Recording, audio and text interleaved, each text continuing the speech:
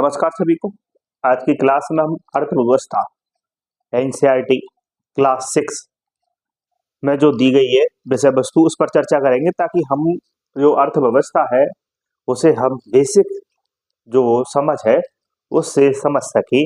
Basic मूल क्या है, कई बार हमारे न्यूज़पेपर में, हमारे बुक में, नोटबुक में ऐसे कई शब्द अर्थव्यवस्था से संबंधित हमें देखने को मिलते हैं। आर्थिक क्रियाएं क्या है, मौद्रिक मूल्य क्या है, डेयरी क्या है, सहकारिता क्या है और तृतीयक क्षेत्र क्या है, प्राथमिक क्षेत्र क्या है, ये सब मूल्य संवर्धन क्या है।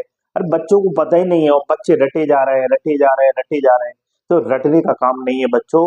मैं आज आपको सीधा और बहुत सरल भाषा में आज हम क्लास प्रारंभ करने जा रहे हैं अर्थव्यवस्था, वो भी एनसीईआरटी बेस्ड, ताकि आपको किसी भी प्रकार से कोई भी परेशानी समझने में अर्थव्यवस्था को ना आए। ठीक है, सबसे पहले बात करेंगे कार्य। मानव दिन भर क्या करता है, कर्म करता है कि नहीं करता। कर्म करने के बाद उसे क्या मिलता है, फल मिलता है। बोलो, मिलता है कि नहीं मिलता। तो बताइए कि मानव की वे क्रियाकलाप जिसके द्वारा उसे क्या मिलता है, फल मिलता है। ये तो साधारण सी बात है। परंतु क्या होता है कि ये जो गतिविधियां हमारी, वो दो प्रकार से हमें फल मिलता है। एक तो हम किसी का सेवा उपकार कर दें, किसी का सहयोग कर दें कि भाई निस्वार्थ भाव से तुम्हारा कार्य कर दिया, जाओ कोई दिक्कत ही नहीं है। किसी जगह जाकर दान दे दिया, किसी का सहयोग कर दिया। बोलिए, जैसे कि हमारी मम्मी हमारे लिए खाना बनाती है, हमारे लिए घर का होमवर्क बचपन में करती थी। बोलिए, हम घर की साफ सफाई करते हैं, या किसी के साथ हमने क्या कर दिया, सहयोग का काम कर दिया कि चलो अपन मिलकर पेड़ लगाते हैं। तो एक तो कर्म का फल ऐसे मिलता है कि भाई हमें कहीं ना कहीं हमारी आत्मा संतुष्ट हो जाती है कि हमने किसी का सहयोग किया, किसी के साथ दया करुणा भावना से काम किया। एक दूसरा फल कब मिलता है, जब हम अपनी आजीविका चलाने के लिए काम करते हैं, क्योंकि इस फल से हमारा जीवन तो नहीं चलेगा। आप सबको पता है कि भाई दिन भर अगर लोगों का सहयोग करते रहें, सेवा भाव करते रहें, ये अच्छी बात है, परंतु हमारे जीविका उपार्जन के लिए भी तो हमारे पास जेब में पैसा चाहिए। बोलिए, दूसरा फल भी तो चाहिए हमें। तो हम क्या करते हैं, उस दूसरे फल को, दो फल प्राप्त होते हैं, एक फल तो हमें प्राप्त हो गया कि भाई दिन भर हमने आध्यात्मिक रूप से काम किया, लोगों की सहायता की, सहयोग किया, आनंद आ गया आत्मा में, लोगों को दान दक्षिणा दे दी। परंतु दूसरा कार्य कि भाई हमारे पास भी तो जेब में क्या है, पैसा है, ताकि हम अपने जीवन की आवश्यकता की वस्तुओं को क्या कर सके, खरीद सके। तो हम क्या करते हैं, अपने जीवन में पैसा कमाने के लिए या किसी वस्तु को प्राप्त करने के लिए उस कर्म को करते हैं जिसके बदले में हमें कुछ मिले, अर्थात प्रतिफल कहते हैं, प्रतिफल मिल जाए। जैसे कि हम कहीं जॉब करते हैं, तो कहीं खेती करते हैं, कहीं हम परिवहन के साधन चलाते हैं, ट्रक चला रहे हैं, कोई गाड़ी चला रहा है, कोई उद्योगों में काम कर रहा है, जॉब कर रहा है, कोई मशीनों का निर्माण कर रहा है, कोई क्या कर रहा है, इलेक्ट्रीशियन का काम कर रहा है। बोलिए, कोई खेतों में काम कर रहा है। बोलिए, तो इससे हमें क्या मिल रहा है, कुछ ना कुछ प्राप्त हो रहा है, जिसके बदले हमें कुछ प्राप्त हो रहा है। एक कर्मों को वो हो गया, और जिसके बदले में हमें कुछ प्राप्त नहीं हो रहा, एक कर्म वो हो गया। तो बताइए, जिस गतिविधि, जिस मानव के क्रियाकलाप के बदले में उसे कुछ प्राप्त हो रहा है, उसे आर्थिक क्रियाकलाप कहते हैं। बताइए बच्चों, कौन सा क्रियाकलाप कहते हैं, आर्थिक क्रियाकलाप। तो पहली बार आपको ये बात समझ में आई कि आर्थिक क्रियाकलाप क्या है, कि जिसके बदले में हमें कुछ प्राप्त हो। बोलिए, जैसे कि मैं आपको पढ़ा रहा हूँ, इसके बदले में मुझे कुछ प्राप्त होता तो आर्थिक क्रियाकलाप कहलाते। अब मैं आपको YouTube के इस प्लेटफॉर्म से पढ़ा रहा हूँ, निःशुल्क पढ़ा रहा हूँ, इसके बदले में आपसे फीस तो नहीं ली जा रही है। बोलिए, तो इसे कहेंगे गैर आर्थिक क्रियाकलाप। मतलब एक ऐसा कर्म जो मैं स्वेच्छा से दया की भावना से क्या कर रहा हूँ, निस्वार्थ भाव से लोगों की यहाँ से सेवा करने का प्रयास कर रहा हूँ, कि वो लोग जो बेचारे कहीं फीस नहीं दे सकते, या कोई ऐसे विद्यार्थी, ऐसे लोग हैं जो सक्षम नहीं है फीस देने में, उनको इस प्लेटफॉर्म से क्या मिल सके, मेरे द्वारा ज्ञान मिल सके, और उस ज्ञान का इस्तेमाल अपने जीवन में वो शिक्षा के रूप में, प्रतियोगिता परीक्षा के रूप में उपयोग करके अपने जीवन को सफल बना सके, वो भी निस्वार्थ भाव से। याद रखिए, तो ऐसी क्रियाओं को गैर आर्थिक क्रिया, मेरे द्वारा जो क्रिया की जा रही है वो गैर आर्थिक क्रिया है। और कहीं आप कोचिंग में जाकर पैसा दोगे, उसे क्या कहेंगे, आर्थिक क्रियाकलाप। क्योंकि जहां आप कोई चीज कर रहे हैं और उसके बदले में कुछ प्राप्त हो रहा है किसी को, तो आर्थिक क्रिया। अब बताइए, किसान है, फसल उसने क्या की, फसल की, और फसल इसलिए नहीं की कि भाई फसल को खुद खा जाए, फसल इसलिए की ताकि वो क्या कर सके, फसल को बेचकर अपना पैसा कमा सके और उस पैसे से अपनी अन्य आवश्यकताओं की पूर्ति कर सके। शिक्षक पढ़ा रहे हैं आपको किसी स्कूल में या किसी महाविद्यालय में, किसी कोचिंग में, तो उसके बदले में उनको क्या मिल रही है, फीस मिल रही है। श्रम करके उसको श्रम मूल्य मिल रहा है। तो जहां कुछ मिल रहा है वो आर्थिक क्रियाकलाप है। वहीं दूसरी तरफ देखिए, जहां संपत्ति या आय या पैसा मिलता ही ना हो, जैसे कि हमारी माँ हमें खाना बना के देती है कि नहीं देती, इसके बदले में उन्हें कुछ देते हैं, नहीं देते भैया। हमारी माँ बचपन में हमारा होमवर्क कराती थी, हमें कुछ मिलता था, कुछ नहीं मिलता था। घर की साफ सफाई सब मिलके करते थे, दिवाली पर कुछ देता था कोई, लो भैया तुम्हें साफ सफाई का पैसा दे दिया, नहीं दिया। वहीं स्वेच्छा से हम पेड़ लगा रहे हैं, इसके बदले में कुछ मिल रहा है, नहीं मिल रहा। किसी को दया आ गई तो हमने कोई चीज दान दे दी, उसके बदले में कुछ मिला क्या, नहीं मिला।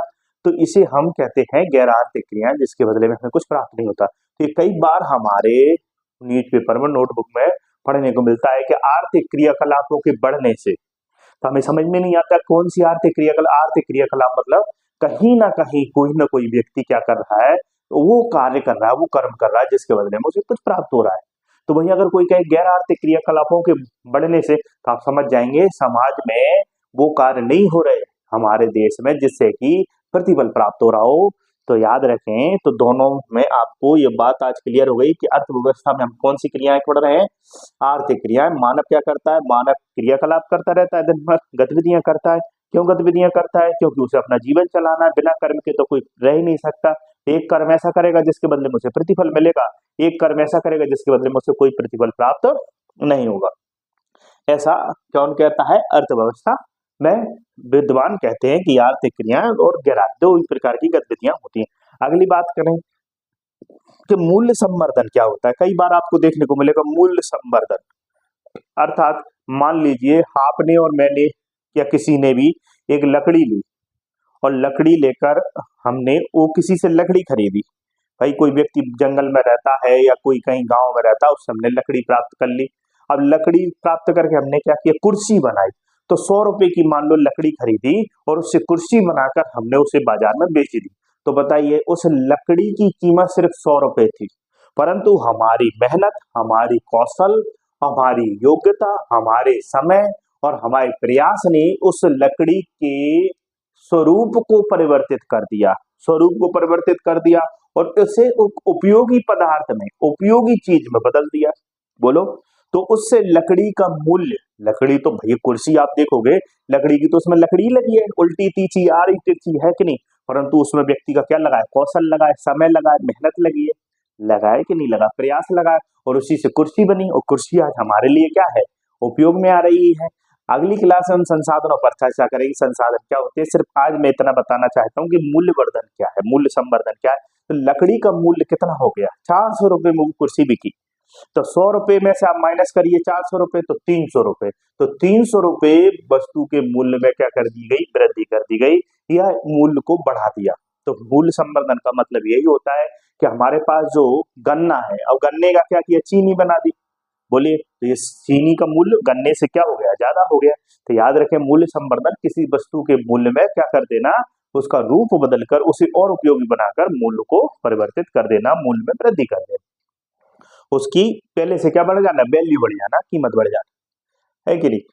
आगे बढ़ते, मौद्रिक मूल्य क्या होता है। हम एक शब्द आता है मौद्रिक मूल्य, कि भैया किसी वस्तु का वह मूल्य जिसे मुद्रा में मापा जाए, जिसे किस में मेजर किया जा सके, मुद्रा में। भैया आप जैसे कि अब बाजार में जाते हैं तो पहले वस्तु विनिमय चलता था। आप देखेंगे इतिहास में ऋग्वैदिक काल, उत्तर वैदिक काल में जब कृषि व्यापार डेवलप नहीं थे, पशुपालन निर्वाह मूलक कृषि की जाती थी। मुख्य पेशा ऋग्वैदिक काल में पशुपालन था, कृषि द्वितीय पेशा था। उत्तर वैदिक काल में जब लोहे की खोज हुई तब जाके कृषि मुख्य पेशा बना, धीरे धीरे कृषि डेवलप हुई। तो उस समय वस्तु विनिमय प्रणाली मौजूद थी, अर्थात साधन नहीं थे उस समय मुद्रा जैसे, अर्थात पहले वस्तु के बदले वस्तु में ही व्यापार किया जाता था। परंतु जब व्यापार बड़े स्तर पर होने लगा, उत्पादन होने लगा, जनसंख्या में वृद्धि हुई, तो अब वस्तु के बदले वस्तु देना बड़ा मुश्किल हो गया।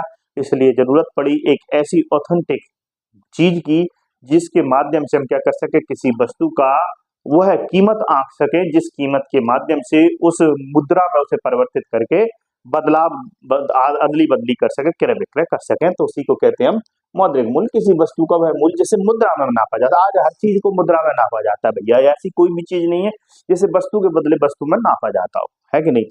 आज आप ये नहीं कह सकते कि किसी कोचिंग सेंटर में जाएं या किसी विद्यालय में जाएं या किसी हम पाठशाला में जाए कहें कि भैया आज हमारे पास जो गेहूं उत्पादन हुआ है वो गेहूं ले लो, इसके बदले बच्चों को पढ़ा दो। तो भैया बच्चों को वो टीचर पढ़ाएंगे कि दिन भर गेहूं बेचेंगे, बताइए। इसलिए कहते हैं कि भैया ये गेहूं का मौद्रिक मूल्य कितना है वो आप बाजार में बेच आओ और उसके बदले में हमें मुद्रा दे दो, है कि नहीं।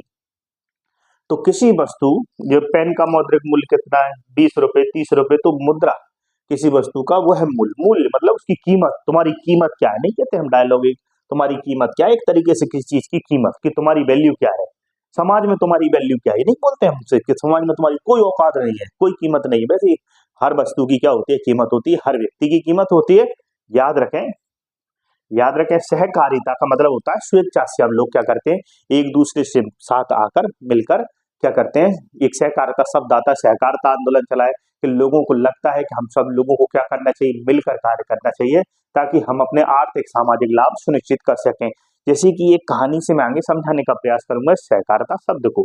तो यहाँ मिलजुल कर एक साथ काम करना ताकि हम अपने सामाजिक और आर्थिक लाभों को क्या कर सकें, सुनिश्चित कर सकें, क्या कर सकें बच्चों, सुनिश्चित कर सकें। तो उसी को कहते हैं हम सहकारिता।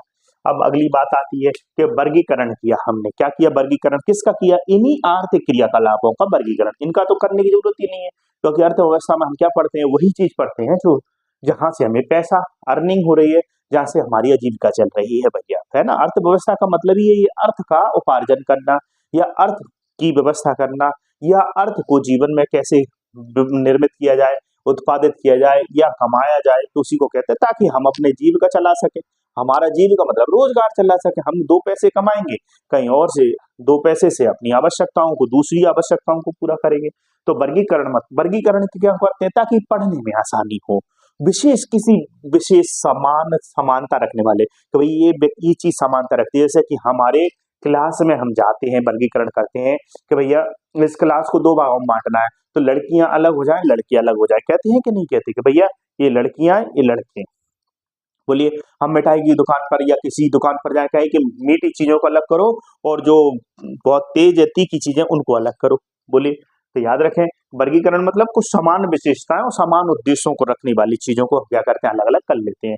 तो जहां वस्तुओं की, पहले हमने कहा आर्थिक क्रियाकलाप, वैसे ऐसे आर्थिक क्रियाकलाप, कैसे आर्थिक क्रियाकलाप जिसके बदले में कुछ तो मिलेगा ही मिलेगा, परंतु ऐसे आर्थिक क्रियाकलाप जो सीधे प्रकृति से ही हमें क्या कर रहे हैं, लाभ दे रहे हैं, जिनकी प्राप्ति हमें सीधे प्रकृति से हो रही है। बताइए, गाय क्या है, प्राकृतिक चीज है कि नहीं, ऐसा तो नहीं कि कहीं किसी ने बनाई हो, हमने और तुमने नहीं बनाई। पेड़ पौधे क्या है, प्रकृति है, और जो मिट्टी से उग रहा है अनाज वो प्रकृति है। जमीन खोद के खनन करके जो हमें आज धातुएं प्राप्त हो रही है, आयस प्राप्त हो रहा है, वो सब प्रकृति ने हमको, जो प्रकृति से सीधा प्राप्त हो रहा है, जिसे हमने निर्मित नहीं किया, सीधा प्रकृति से प्राप्त हो रहा है, तो उसमें भी तो हमें कुछ मिल रहा है कि भाई हमने क्या किया, खनन किया, खनन करके कोयला पेट्रोल हमने क्या करी दी, बेच दी, उसके बदले में कुछ पैसा मिला, तो आर्थिक क्रियाकलाप हो गया। परंतु वो मिल किससे रहा है, उसका स्रोत क्या है बच्चों, उसका स्रोत प्रकृति है। अर्थात हमारी जीविका और अर्थ के उपार्जन का पूरा निर्भरता, पूरा आधार कौन है, प्रकृति है। तो उसे हम कौन से क्षेत्र में रख देते हैं, प्राथमिक क्षेत्र में। क्योंकि बच्चों प्राथमिक क्षेत्र इसलिए कहते हैं क्योंकि यही मूलभूत क्षेत्र है जो अन्य क्षेत्रों की आवश्यकताओं की क्या करता है, पूर्ति करता है। जैसे कि मैं आपको बता दूं कि ऋग्वैदिक काल में जब कृषि का विकास नहीं हुआ था, कृषि मतलब प्राथमिक क्षेत्र, प्रारंभिक प्राइमरी सेक्टर, अर्थात वो क्षेत्र जिस पर अन्य चीजें क्या थी, निर्भर थी। अब व्यक्ति के पास गेहूं ही नहीं है खाने के लिए, पेट ही उसका खा लिए, बताइए, दूध पीने के लिए उसके पास पशु नहीं है अच्छे से। आदि मानव क्या करता था बताइए, जब कृषि और पशुपालन नहीं करता तो शिकार करके अपना जीवन चलाता था। बोलिए, वो जानते ही नहीं था कि कैसे, जब उसने खेती करना चालू की तब जाके उसने देखा कि यार मैंने गेहूं उपजा लिया, तो अब गेहूं मैंने इतना उपजा लिया कि 4 लोग खा सकते हैं और 4 लोग इसे बेचने के लिए अधिशेष की स्थिति आ जाती है तो बेचने भी जा सकते हैं, तो व्यापार डेवलप होगा और इस गेहूं से अन्य चीजें भी बनेंगी भैया, आटा भी बनेगा, आटे से ब्रेड भी बनेगा, बिस्किट भी बनेगा, बोलो। तो अन्य आर्थिक क्रियाकलाप चालू है। और घर में जो 10 लोग थे, जो 10 के 10 कृषि में लगे थे, वहां जरूरत ही नहीं है, अब 2 लोगों की जरूरत है।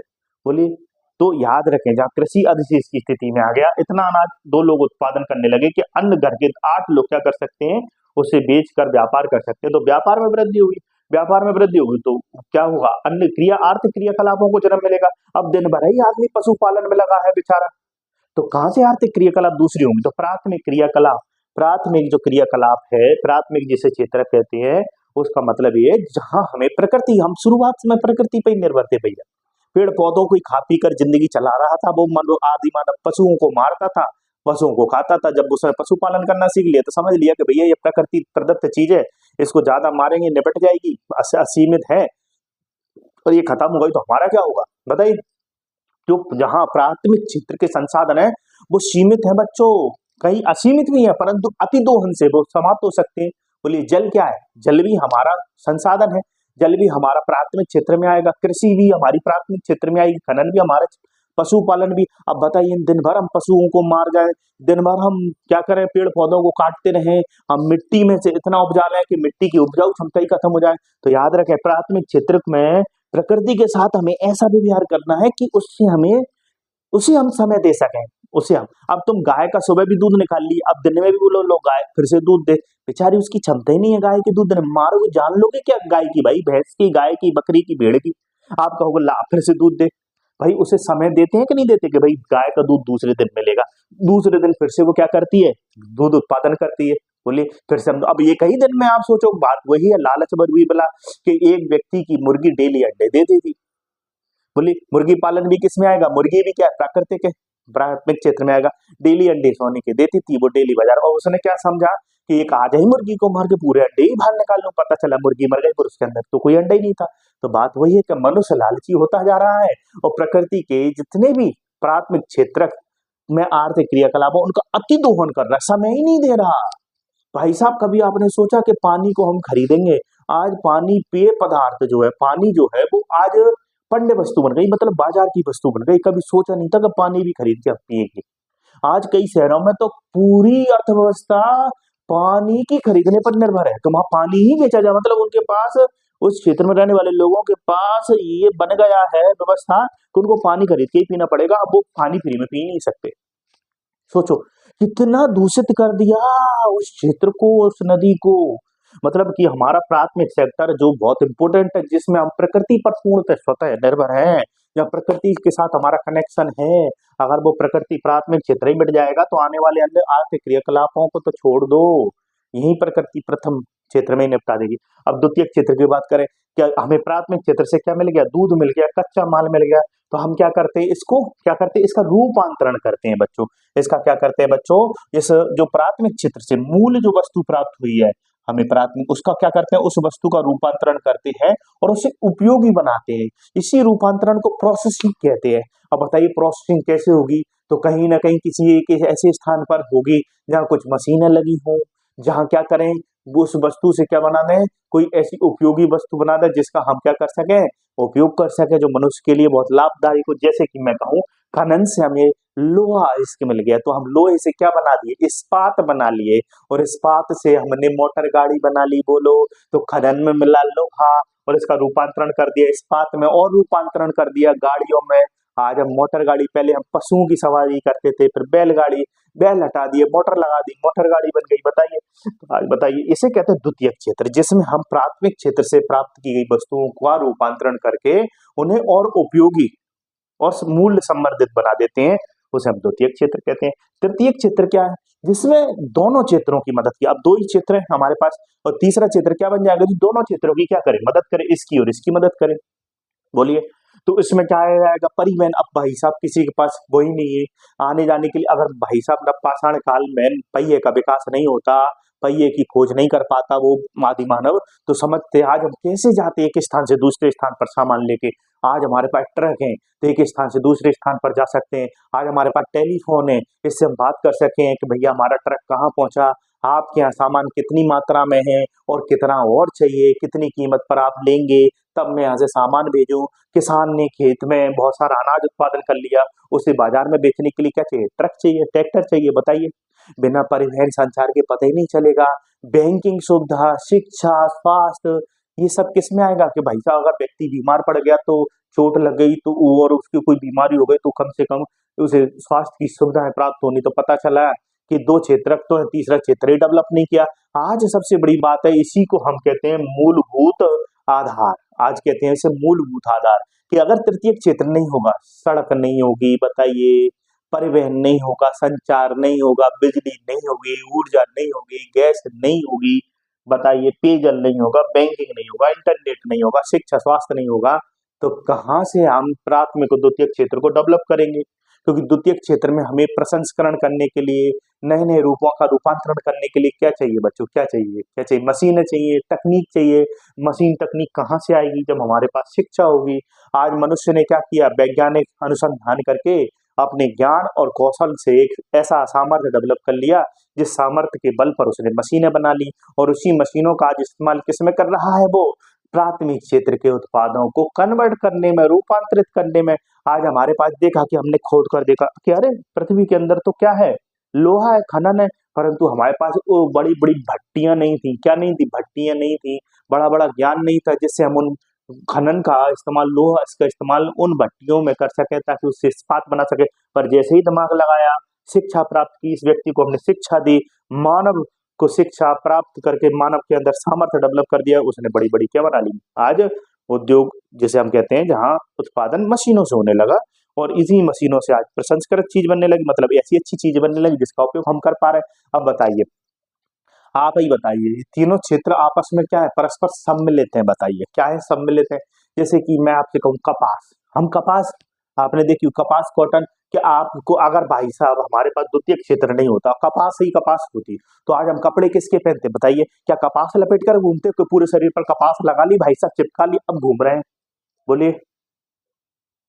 तो भाई साहब आदि मानव बन के घूमते, समझ में नहीं आते, डर जाते लोग वक्त, तो भाई ऐसे इससे हमारा ना तो शरीर प्रोटेक्ट हो पाता, ना हमारे वस्त्र पहनने की आवश्यकता की पूर्ति हो पाती। अब ठंडे आ गई भाई साहब, ठंडों में क्या पहनेंगे? ऊनी वस्त्र। तो ऊनी वस्त्र ये तो नहीं कि भेड़ भेड़ की ऊन से अपने आप बन जाए, तो उसके उससे भेड़ से हम क्या लगेंगे? भेड़ से ऊन प्राप्त करेंगे, ऊन का क्या करेंगे? उद्योग में जाके प्रसंस्करण करेंगे। तो भेड़ से ऊन प्राप्त की, भेड़ क्या हो गई? प्राथमिक हो गई। बताइए प्राथमिक हुई कि नहीं? ऊन से हमने उस ऊन का प्रसंस्करण किया, अच्छे-अच्छे लंबे-लंबे धागे बनाए, स्वेटर बनाए, बोलो तो ऊन को वहां तक कौन ले गया? ट्रक ले गया, बड़ी-बड़ी गाड़ियां ले गई। तो तृतीय क्षेत्र याद रखिए कि एक मैं आपको बता दूं, दूध है, दूध है, प्राथमिक क्षेत्र में आएगा।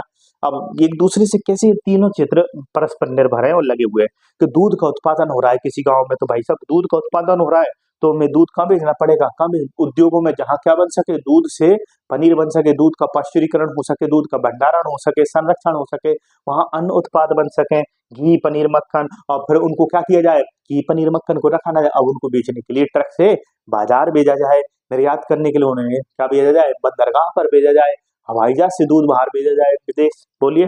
तो जैसे कि एक गुजरात के कुछ किसान थे, वो बेचारे बड़े परेशान थे। क्यों परेशान थे? क्योंकि उन्हें अपना दूध किसे बेचना पड़ता था? बिचौलियों को बेचना पड़ता, तो दूध का अच्छे से उत्पादन होता था गांव में, परंतु वो है दूध का कीमत प्राप्त नहीं कर पाते थे और उन्हें लंबी दूरी तक तय करके बिचौलियों तक दूध बेचने के लिए जाना पड़ता था, तो कई बार उनका दूध भी फट जाता था और उन्हें उनकी कीमत नहीं मिल पाती थी। इतनी मेहनत, कड़ी मेहनत करने के पश्चात भी, तो वो अपनी समस्याओं को लेकर किसके पास पहुंचे? हमारे माननीय श्री सरदार वल्लभ भाई पटेल जी के पास पहुंचे, उनको अपनी कथा सुनाई, व्यथा सुनाई। तो उन्होंने कहा, पटेल साहब ने कहा, पटेल जी ने कहा कि आप, सरदार वल्लभ भाई पटेल जी ने कहा कि आप क्यों ना मिलकर एक संगठन बना लीजिए। आप सब मिलकर एक संगठित क्या बना ली? संगठन। और आप ही दूध क्या कीजिए? खरीदिए और आप ही दूध संग्रह संग्रह कीजिए, एकत्रित कीजिए, आप ही बेचने जाइए। क्यों बिचौलियों के माध्यम से काम कर रहे हैं? तो उन्होंने संगठित हुए, संगठित होकर उन्होंने दूध बेचना चालू किया। बोलिए। गांव-गांव से दूध इकट्ठा किया और दूध इकट्ठा करके उन्होंने दूध को वहां भंडारण करके 10-15 लोगों ने मिलकर, 10-20 लोगों ने मिलकर शुरुआत में उसे वितरण करना चालू किया। धीरे-धीरे वह संगठन में जब देखा कि इस संगठन के लोगों को, सहकारिता कहते हैं इसी को, इसको लाभ हो रहा है, तो अन्य लोग भी मिलते गए, अन्य लोग भी मिलते गए, तो इसी को आप सबको पता है, इसी से अमूल जैसी जो है क्या हुई, कंपनी की स्थापना हुई गुजरात के आणंद में। तो आप सबको पता है कि सहकारिता से क्या हुआ? सहकारिता से सबके मिलने से दूध के उत्पादन में ही वृद्धि नहीं हुई, जबकि हर एक व्यक्ति को दूध भी समय पर दयनीय कीमत पर उपलब्ध हो पाया और उन दूध उत्पादक पशुपालक किसानों को भी उनका उचित मूल्य प्राप्त हो पाया। तो सहकारिता में इतना बल है कि आपको लग रहा है किसी क्षेत्र में कोई आपको ठग रहा है, बिचौलिया वगैरह या बीच में मीडिएटर है, तो क्यों ना आप 10-15 लोग अपनी स्वेच्छा से मिलकर अपना सामाजिक और आर्थिक लाभ सुनिश्चित करने के लिए संगठन बनाए और उस संगठन के माध्यम से आप क्या कर सकें? अपनी वस्तु को क्या करें? बेचें, अपनी वस्तु का उत्पादन करें। तो तीनों क्षेत्र, दूध प्राथमिक क्षेत्र से प्राप्त होगा, फिर इसे द्वितीय क्षेत्र में बने उस जगह ले जाया जाएगा, या दूध का क्या किया जाता है? भंडारण, संग्रहण किया जाता है, पाश्चुरीकरण किया जाता है, उसे डेयरी कहते हैं। डेयरी शब्द का मतलब जहाँ दूध का संग्रहण किया जाता है, डेयरी कहते हैं। और वहां से दूध कहाँ जाएगा, फिर बाजार में जाएगा, लोगों तक पहुंचेगा, है कि नहीं। फिर हम चाय पियेंगे घर पर बैठ के बढ़िया से, और चाय भी किस में आएगा बच्चों, चाय द्वितीय क्षेत्र में आएगा, क्योंकि हम चाय जो पीते हैं, चाय भी किस में बनती है, उद्योगों में बनती है। ऐसा नहीं है कि चाय की पत्ती हमारे घर आती है, चाय बन के आती है हमारे पास। हर वो चीज भाई साहब आपके घर में देख लो, वो होगी प्राथमिक, पर बन के कहाँ से आई है, द्वितीय। ये हम कपड़ा पहने, ये सब कपास का है, कॉटन का है, तो कपास कहाँ से आई है, प्राथमिक। परंतु इसको प्रसंस्करण करके, ऐसा नहीं है कि इसमें मैंने कपास लपेट रखी है, कपड़ा पहन रखा है, तो कपड़ा वस्त्र कहाँ बन रहा है, इन उद्योगों में बन रहा है। बताइए, कुक्कुट पालन हो, चाहे मत्स्य पालन हो, चाहे वानिकी की हो, चाहे कृषि के हो, ये सब चीजें आपकी प्राथमिक क्षेत्र में आती हैं। और द्वितीय क्षेत्र में क्या करते हैं, इसे डेवलप करते हैं। और तृतीय क्षेत्र क्या करता है, इन दोनों क्षेत्रों की सहायता करता है। और तीनों क्षेत्र आपस में, क्षेत्रक आपस में क्या है, परस्पर एक दूसरे से संबंध रखते हैं। तीनों क्षेत्र एक साथ अगर ग्रो करेंगे तो देश की अर्थव्यवस्था क्या करेगी, ग्रो करेगी। अगली क्लास में फिर मिलेंगे, तब तक के लिए जय हिंद, धन्यवाद। खुश रहिए, मुस्कुराते रहिए और बढ़िया से मन लगाकर पढ़ते रहिए। हमें हमें सिंह बनना है, क्योंकि सिंह जहां बैठता है वह स्थान अपने आप सिंहासन बन जाता है। तो हमें वह काबिलियत पढ़कर प्राप्त करनी है जिसके माध्यम से हम क्या कर सकें, सिंह जैसा बन सकें, जहां बैठे वहां वो सिंहासन हमें प्राप्त हो जाए। तो अगली वीडियो फिर मिलेंगे, तब तक के लिए जय हिंद, धन्यवाद। खुश रहिए, मुस्कुराते रहिए। और हाँ, आप सब लोग वीडियो देखते हैं तो वीडियो देखकर आपको वीडियो कैसी लगी कमेंट्स बॉक्स में कमेंट्स करके जरूर बताइएगा, ताकि मुझे आपके लिए यहाँ से और वीडियो बनाने की प्रेरणा मिलती रहे। जय हिंद, धन्यवाद।